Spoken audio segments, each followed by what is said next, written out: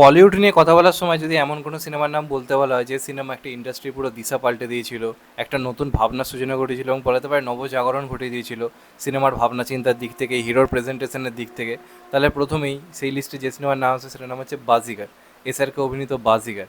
তো আমার চ্যানেলে মনে হলো যেহেতু মুভি রিভিউ চ্যানেল, সেখানে যদি একটা বাজিগার নিয়ে কথা না বলি তাহলে তো সেটা আমার নিজের চ্যানেলেরই বলা যেতে পারে কোথাও গিয়ে একটা লস বলা যেতে পারে, কারণ এটা একটা অ্যাসেট। এই যে সিনেমাটা বাজিগার, একটা সময় ছিল যখন বাড়িতে মানে আমার মামা টামাদের থেকে শুনেছি বা বাবা কাকাদের থেকে এই কথাটা শুনেছি যে বাজিগারের যখন ডিভিডি কেউ বাড়িতে রাখতো সে তখন যেন বিরাট একটা সম্পত্তির অধিকারী, যে আমার কাছে ভাই বাজিগারের ডিভিডি রয়েছে, এই লেভেলের ক্রেজ ছিল।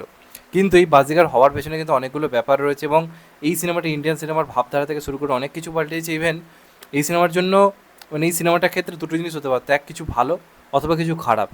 এখন খুব ভালো দিক যে এই সিনেমাটার জন্য কিছু ভালো হয়েছে, নাহলে কিন্তু এই সিনেমার জন্য হতে পারতো যে এসআরকের কেরিয়ারই হয়তো পুরোপুরি শেষ হয়ে যেত।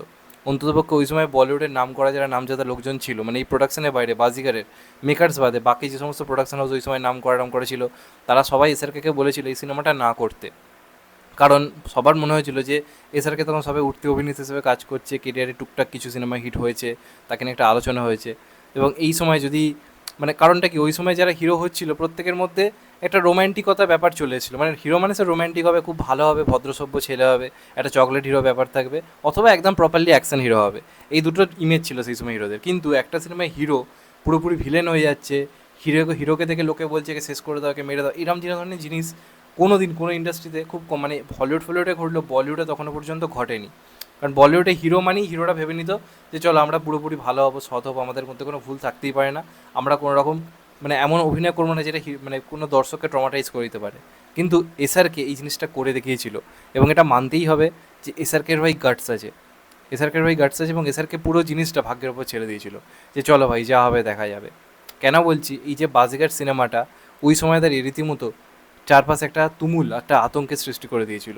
এই যে আজকে অ্যানিমেল যখন রিলিজ করলো একটা হিউজ আলোচনা, লোকজন বলতে শুরু করলো ওরে বাপরে কি ভায়োলেন্স, বা সলমান খানের তেরে নাম নিয়ে হয়েছে, কবির সিং নিয়ে হয়েছে, যে এরকম ধরনের ব্যাপার নিয়ে হয়েছে যে হিরো কী করে এতটা ব্রুটাল এতটা ভয়ঙ্কর হয়ে উঠতে পারে, হিরোকে এইভাবে প্রেজেন্ট করা উচিত নয়, তাই নিয়ে এত আলোচনা।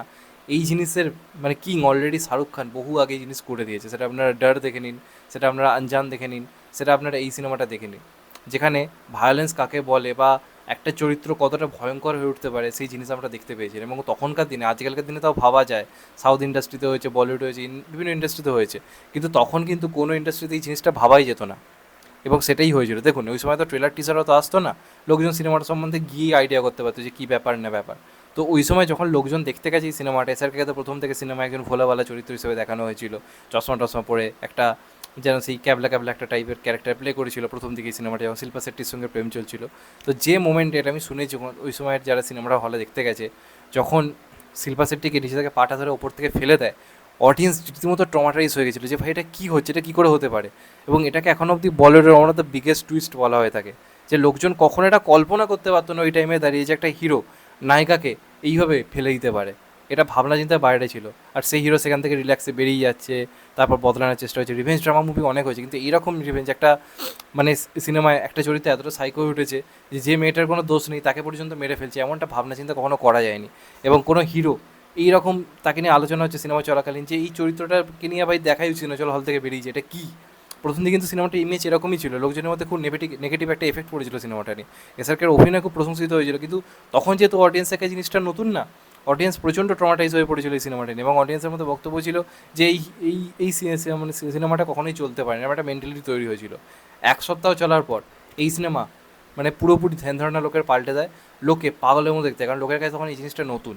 ঘরে ঘরে আলোচনা তো শুরু করে দেয় যে হিরো নায়িকাকে খুন করছে, হিরো এরকম সাইকো, সেই সময় আলোচনা শুরু হয়ে যায় ঘরে ঘরে, লোকজন পরিবার ফ্যামিলি নিয়ে দেখতে চলে যায়, সিনেমাটা ব্লকবাস্টার হিট হয়। এবং এটাই হচ্ছে এসআরকে। এসআরকে কেন আজকে কিং হয়ে দাঁড়িয়েছে, এসআরকে কেন আজও ইন্ডাস্ট্রিতে এইভাবে টিকে আছে, তার পিছনে বড় কারণ হচ্ছে এসআরকের ভাবনা চিন্তা। যখন সবাই একই টাইপের রোল করতে ব্যস্ত, সেটা আমির হোক, সেটা সলমান হোক, সেটা আরও তার সিনিয়র যারা অভিনেতা রয়েছে, বা অক্ষয় কুমার, মানে আপনাদের বলে রাখি সিনেমাটা কিন্তু এসআরকের আগে অনেকের কাছে অফারে গেছে, অক্ষয়ের কাছে গেছে, আমিরের কাছে গেছে, হয়তো সলমানের কাছে গেছে, সঞ্জয় দত্তের কাছে, অনেকের কাছে সিনেমাটা নাকি অফার গেছিলো, কেউ শুনে রাজি হয়নি, বলেছে এটা কী করে আমরা রাজি হতে পারি ভাই, আমরা সবাই কেরিয়ার তৈরি করতে এসেছি, আমরা এরকম চরিত্র করে নিজের ইমেজ খারাপ করতে পারি না। শাহরুখ খান তখন রীতিমতো ভাগ্যের সঙ্গে লড়াই করছে, কিছু টাকা পকেটে নিয়ে ইন্ডাস্ট্রিতে এসছে, কিছু সিনেমা করেছে, কিছু নামডাক হয়েছে, লুক নিয়ে বিভিন্ন সময় আলোচনায় লোকজন বলতে শুরু করে যে এ কী লুক নিয়ে কী হিরো হবে, হ্যান হবে। তো এসআরকে সব কিছু জবাব দিয়েছিল এই বাজিগার সিনেমাতে, এবং এসআরকে পারফরমেন্স নিয়ে তো কিছু বলার নেই। ইভেন কাজল থেকে শুরু করে যারা যারা এই সিনেমায় ছিল, দিলীপ তাইল থেকে শুরু করে প্রত্যেকের পারফরমেন্স নিয়ে কিছু বলার নেই। এবং আব্বাস মাস্তান আমার তো মনে হয় বলিউডের one of the legendary director. ওনার যে থ্রিলারগুলো যেগুলো হতো ওই সময় দাঁড়িয়ে ভাবনা চিন্তা বাইরে ছিল, এবং গান কালি কালি আঁখে, তারপর আরও যে গানগুলো ছিল কিতাবে বহুত সিপাটি হোগি তুমনে বা বাজিগার টাইটেল ট্র্যাক, যে কটা গান ছিল ওই সময় দাঁড়িয়ে কিন্তু প্রত্যেকটা গান চার্টবাস্টার হিট হয়েছিল। এবং আমার তো মনে হয় যে এসআরকের কেরিয়ার তৈরি হওয়ার পেছনে কিন্তু এই সিনেমাটার অবদান আমার তো মনে হয় সব থেকে বেশি। লোকে যতই ডিটেল জেনে কথা বলুক, লোকে আরও যা যা সিনেমা নিয়ে কথা বলুক, এসআরকে যে কী জিনিস এটা প্রথম আলোচনা শুরু হয় কিন্তু বাজিগার সিনেমা নিয়ে। এবং প্রথম দিকে এসআরকের বন্ধু বান্ধব থেকে শুরু করে ইন্ডাস্ট্রির প্রত্যেকের লোকজন বলেছিল যে এই সিনেমাটা সাইন করার আগে দুবার ভাব, এবং সত্যি কথা আব্বাস মাস্তানকে সবাই ফিরিয়েছিল, এসআরকে ফেরায়নি। কিন্তু এই সিনেমা বলিউডকে পুরোপুরি পাল্টে দেয়, নতুন হিরোইজমের জন্ম নেয়, যে একটা হিরো অ্যান্টি হিরো হতে পারে, এবং কোথাও গিয়ে কিন্তু একটা পরিবর্তন এনেছিল। তো এই সিনেমাটাকে দুটো জিনিস হতো, এক এসআরকে কেরিয়ার পুরোপুরি শেষ হয়ে যেত, লোকে এই হিরোকে কোনো অ্যাকসেপ্টই করতো না।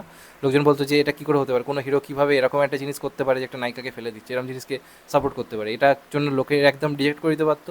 কিন্তু লোকে সেই সময় দাঁড়িয়ে এই সিনেমাটার পাশে দাঁড়িয়ে লোকজনের মনে হয় যে এমন কিছু তারা আগে দেখেনি, যেটা কোথাও গিয়ে একটা বক্স অফিসে তার প্রভাব দেখা যায় এবং সিনেমাটা হিউজ হিট হয়। তারপর তো আমরা এসআরকে আস্তে আস্তে ডার আরও বহু সিনেমা এরকম ধরনের ক্যারেক্টার প্লে করতে গেছি। তো আমার তো মনে হয় এসআরকের যে রোমান্টিক বয় ইমেজের থেকে আমার এই ইমেজটা আরও ভয়ঙ্কর লাগতো, এবং এরম পারফরমেন্স এই সময় দাঁড়িয়ে বলিউডে কেউ কল্পনা করতে পারেনি। পরবর্তীকালে ধানুষ করেছে, আমাদের বাংলায় সোহম করেছে, অনেকেই করেছে এরকম অ্যান্টি হিরো ক্যারেক্টার যে পুরো ব্রুটাল ভয়ঙ্কর হয়ে যাচ্ছে। কিন্তু এসআরকে কিন্তু প্রথমেই জিনিসটা করে দেখিয়েছিল শাহরুখ, এ নিয়ে কোনো সন্দেহ নেই। তো বাজিগার কিন্তু অবশ্যই আমার মনে হয় বলিউডের ইতিহাসে one of the biggest movie শুধু নয়, one of the iconic movie হয়ে থেকে যাবে। এবং আমার তো মনে হয় কোথাও গিয়ে একটা সেই বলে না রেনেসাঁ বা নবজাগরণ, সেটা আমার মনে হয় কিন্তু কোথাও গিয়ে এই সিনেমাটা তৈরি করতে পেরেছিল। পরবর্তীকালে মানে ভাবনা চিন্তায় যদি এই সিনেমাটা না সফল হতো, আজকে এত নতুন নতুন ভাবনা গল্প আসতো না। তখন বাজিগার সফল হয়ে যায়, পরিচালকরা আরও নতুন নতুন ভাবনা ভাবতে শুরু করে, কারণ তখন অনেকেই হয়তো এরকম জিনিস ভাবছে যে হিরোকে এরকমভাবে আনলে কেমন হয়, কিন্তু লোকজনের মাথায় থাকতো আদৌ চলবে কি চলবে না। তো আব্বাস মাস্তান সাহস নিয়ে বানায়, এসআরকে সাহস নিয়ে করতে রাজি হয়ে যায়, তার ফল আমরা দেখতে পাই যে আজকেও যখন টিভিতে বাজিগার দেয় আমরা টিভি ঘোরাতে পারি না, হাঁ হয়ে তাকিয়ে থাকি যে এটা কী সিনেমা। তো এটা একটা one of the biggest movie, SRK জীবনের সেরা পারফরমেন্স। এবং এমন একটা সিনেমা যে প্রথমে আপনার হিরোর ওপর খুব রাগ হতে পারবে, কিন্তু যখন আপনি আস্তে আস্তে সত্যিটা জানতে পারবেন হিরোর প্রতি আপনার একটা মায়া চলে আসবে, আপনি যেন ফিল করতে থাকবেন যে না না এই যেটা করেছে একে দোষ দিলে হয় না। এরকম ফিলিংস তখনকার দিনে কোনো হিরোর জন্য কোনো সিনেমায় হয়নি, যেটা এই সিনেমায় এসআরকে চরিত্রটার জন্য লোকজনের হয়েছিল। এবং এটাই একটা নতুন ভাবনা চিন্তার মানে আগমন ঘটে দর্শকের মধ্যে, এবং সেটা পরিবারের মধ্যে ছড়িয়ে যায়, লোকজন পাগলের মতো সিনেমাটা দেখতে যায়। কিন্তু একটা ব্যাপার ক্রিয়েট হয়েছিল, এই প্রথম কোনো সিনেমায় হিরোকে লোকে ভয় পেতে শুরু করে। সাধারণত ভিলেনকে লোকে ভয় পায়, এমনকি তখনকার দিনে ভিলেন এমন হতো না যে ভয় পাওয়া যাবে, কমরেসপুরি মাঝে মধ্যে ভিলেন হলে হতো, কিন্তু এমন হিরো কখনো আসেনি যাকে দেখে দর্শকের একটা অংশে রীতিমতো ভয় কাঁপছে যে ভাই এটা কী করে হতে পারে, এরকম হিরো রীতিমতো লোকজন ভয় কাঁপছে, চারপাশে আতঙ্ক ছড়িয়ে যাচ্ছে। এই ব্যাপারটা কিন্তু ক্রিয়েট করতে পেরেছিল। তো যে কারণে মনে হলো বাজিগার একটা এমন সিনেমা যেটা নিয়ে আলোচনা হওয়া অবশ্যই দরকার আজকের দিনে দাঁড়িয়েও। তোমাদের এটা নিয়ে কী মতামত অবশ্যই কমেন্ট করে জানিও, আর চ্যানেলটা সাবস্ক্রাইব করে দিও। এবং আর কেউ না ভুলুক, আর তো মনে আমার তো মনে এসআরকে ওই লাস্টের আইকনিক হাসিটা কেউ ভুলতে পারবে বলে, সেই ভয়ঙ্কর হাসি। তো এই জন্যই এসআরকে লেজেন্ড, ভাবনা চিন্তাই সবাইকে এগিয়ে নিয়ে যায়। তো এসআরকের ক্ষেত্রে ওই সময় এই ব্যাপারটা পুরো তুক বা তাকের মতো ছিল, সেক্ষেত্রে দারুণভাবে জিনিসটা ক্লিক করে যায় এবং এসআরকে কিন্তু আজকে লেজেন্ডে পরিণত হয়েছে। যাই হোক, এটাই ছিল আমার বক্তব্য। তোমাদের এটা নিয়ে কী মনে হয় কমেন্ট করে অবশ্যই জানিও। চ্যানেলটা নতুন হলে চ্যানেলটা সাবস্ক্রাইব করে দিও অ্যান্ড কেটে বেল আইকন। ভালো থেকো সবাই, টেক কেয়ার, নমস্কার, আবার দেখা হবে। এখন তো ভাই সবাই ভালো থেকো, সুস্থ থেকো, নমস্কার, টেক কেয়ার, আবার দেখা হবে।